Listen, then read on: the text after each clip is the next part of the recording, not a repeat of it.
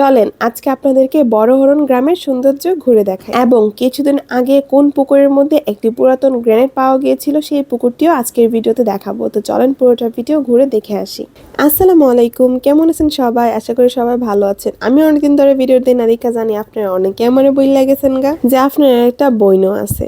যাই হোক গাতে বেশি দেরি না করে চলেন ভিডিওতে যাই। গ্রামের ভিডিও করবো আর গ্রামের মধ্যে যদি ধান শুকানোর এই সিনটাই না থাকে তাহলে কি ভিডিওটা পরিপূর্ণ হয়? আমি ভাবতেছিলাম কদ্দুর একটুখানি আন্টির সাহায্য করে দিয়ে ধানগুলা শুকাইতে, কিন্তু আন্টির মনে আমার কাম পছন্দ হয়েছে না, এলিগে নিজের কাম নিজেই করতেছে। যাই হোক এরপর এসে পড়ছে আমরা স্কুলের মধ্যে। অ্যাকচুয়ালি একই জায়গার মধ্যে আসছিল স্কুল, মাদ্রাসা এবং ঈদগাহ মাঠ। এই স্কুলটা ছিল বড়হরণ সরকারি প্রাথমিক বিদ্যালয়। আমি 1 বছর আগে এই জায়গার ঠিক ভিডিও করে গেছিলাম, তখন এই স্কুলটার নির্মাণের কাজ চলতেছিল, কিন্তু এখন এই স্কুলটা পরিপূর্ণ একদম চালু হয়ে গেছে। যেহেতু এখানে ক্লাস চলতেছিল তাই আমি বাহির থেকে আপনাদেরকে দেখাইছি, আমি আর ভিতরে গিয়ে দেখাইলাম না। যদি ক্লাস না চলতো হয়তো আমি ভিতরে যাওয়ার চেষ্টা করতাম।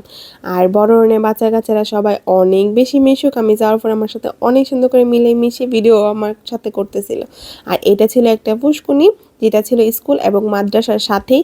আর এই পুকুরটার মধ্যে মানে অনেকগুলা সিঁড়ি আসলো না, আমার মতো প্রায় 7টা বা 8টার মতো। কারো জানা থাকলে আমার কমেন্টে জানাই দিন। তা এখন চলেন, স্কুল তো আমরা ঘুরে দেখছি, এখন আমরা মসজিদ ঘুরে দেখি। এখানে বাচ্চারা আমাদেরকে বিদায় দিয়ে দিল। এটা হচ্ছে বড়হরণ মসজিদ। মসজিদটা যদিও অত বেশি বড় না, কিন্তু অনেকটাই পরিষ্কার এবং কি পরিচ্ছন্ন আছিল। বড়হরণ এই গ্রামটা স্কুলটা হওয়ার কারণে একটু দেখতে ভিন্ন রকম লাগতেছিল। আর গ্রামের মধ্যে যদি কোনো টঙের দোকান না থাকে সেটা তো হইতেই পারে না। আমার এই ভিডিওগুলো আমার প্রবাসী ভাইরা অনেক বেশি পছন্দ করে, তো এটা যার গ্রামের ভিডিও তারা অবশ্যই ভিডিওটা শেয়ার করে দিয়েন। স্কুলের সাথে ছিল বড়হরণ কমিউনিটি ক্লিনিক, যেখানে বলা ছিল যক্ষা ভালো হয়।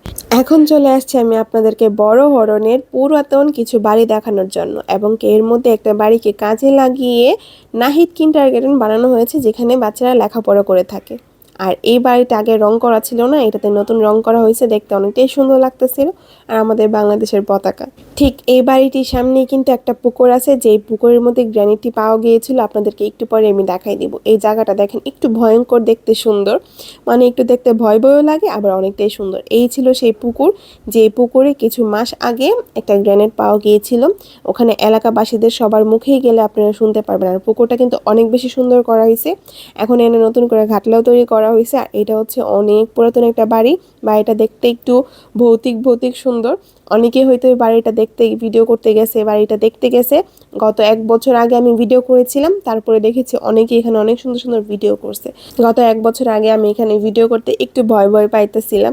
যাই হোক, আপনাদের গ্রামটা আপনাদের কাছে কেমন লাগছে সেটা অবশ্যই কমেন্ট করে জানাই দিন। আর যারা গ্রামের ছিলেন না তারা অবশ্যই কমেন্ট করে জানাই দিবেন যে আপনাদের কাছে বড়হরণ গ্রামটা কেমন লাগছে। আর আপনাদের কাছে যদি আমার এই বড়হরণ গ্রামের ভিডিওটা ভালো লেগে থাকে তাহলে কিন্তু অবশ্যই ভিডিওটা শেয়ার করে দিবেন, এবং কি পরবর্তীতে আপনাদের কোন গ্রামের ভিডিও লাগবে সেটা আমার কমেন্ট করে জানাই দিন। এবং অবশ্যই আমার ইউটিউব চ্যানেলটাকে সাবস্ক্রাইব করে সবসময় আমার পাশে থাকবেন। এরকম আরো অনেক পুরাতন বাড়ি যদি আপনাদের কাছে সন্ধান থেকে থাকে আমাকে কমেন্ট করে জানাতে পারেন, আমি আপনাদেরকে ভিডিও করে দেখানোর চেষ্টা করব।